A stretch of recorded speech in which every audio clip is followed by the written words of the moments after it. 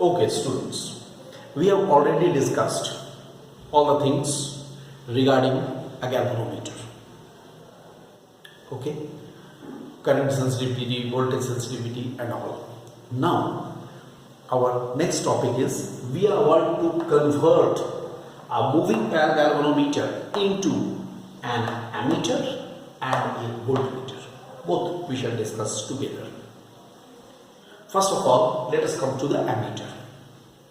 To convert a galvanometer into an ammeter, moving coil galvanometer into an ammeter, a low resistance S, actually low resistance S, it is called a shunt. A low resistance S is connected in parallel to the galvanometer coil. It's a galvanometer coil. Here is the pointer which is giving the deflection and it is showing the reading. So it is here. What we are doing?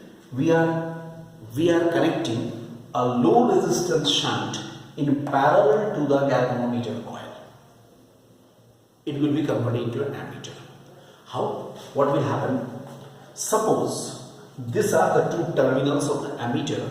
Ammeter, you know, it is used to record the current. It is connected to the external circuit. From the external circuit, let us say total current I is entering, which is getting branched into two parts. One is Ig, another is I minus Ig. As it happens, it will be circulating through the galvanometer coil. It is coming here, and ultimately again I current will be coming from here. This is a galvanometer coil having the resistance capital G. Then what will happen here? If I ask you what will happen due to the parallel combination, the potential difference must be the same. So we can say Ig into capital G should be I minus Ig into S, or S is equal to Ig into capital G by I minus Ig. Look, that means what does it indicate? It indicates what amount of the shunt should be connected here? S. If you are asked how much amount of the shunt you will be connecting, then I will connect this much amount of the shunt, provided Ig, capital G, capital I all are given. We can very easily calculate the value. Right? This is the amount of the shunt which is connected in parallel to the galvanometer, where G is the resistance of the galvanometer. Okay, if you are asked what is the resistance of the ammeter, resistance of the ammeter is given by 1 by Ra is equal to 1 by G plus 1 by R, because it is a parallel combination. It's a parallel combination. So what happens? What we are getting? 1 by Ra is equal to 1 by G plus 1 by R. You can very easily calculate the value of Ra, and you can very easily assess also, since it is a parallel combination, the resistance of the ammeter will be very, very small. Alright? Resistance of the ammeter will be very, very small. That's why ammeter is connected in series. Obviously, ammeter is connected in series to record the current, and since its resistance is very high, so it does not affect the resistance of the whole circuit in which it is connected, because its resistance is very, very small. You can see Ra is smaller than S, 1 by G plus 1 by S. Ra is smaller than S also, because you will say 1 by Ra is greater than 1 by S. So Ra will be less than S. Here, what does it indicate? It indicates Ra is less than S.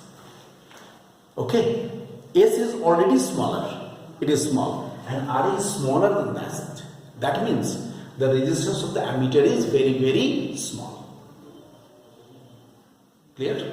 This is regarding the resistance of the ammeter. So ammeter's resistance is very, very small. That's why if it is connected in series in a circuit, it does not affect the resistance of the circuit, and it has to be connected in circuit in series because it is measuring the current. On the other hand, voltmeter, how to make a voltmeter? To form a voltmeter, a very high resistance R is connected in series with the galvanometer coil. In the series with a galvanometer coil, we have to connect a very high resistance R, isn't it? Then what will happen? High resistance R, T1, T2, current will be flowing like this. It's very simple. I current will flow through this. What will happen? Obviously, I should be equal to V divided by G plus R. I should be equal to V divided by G plus R, because V is the potential difference which is measured by the device and divided by G plus R. So we can find out G plus R must be V by I, which implies R is equal to V by I minus G. Look, from here we can determine the amount of the resistance, high resistance, which is connected in series with the galvanometer coil, and resistance of the voltmeter, resistance of the voltmeter RV should be, is it R plus G? That means the resistance of a voltmeter is very, very large. Resistance of a voltmeter is very, very large. R is already large and RV is very, very large. That's why we are connecting voltmeter in parallel. Otherwise, if you connect it in series, it will affect the circuit very much. I just tell you here, in NCERT, you will see last two questions of this chapter.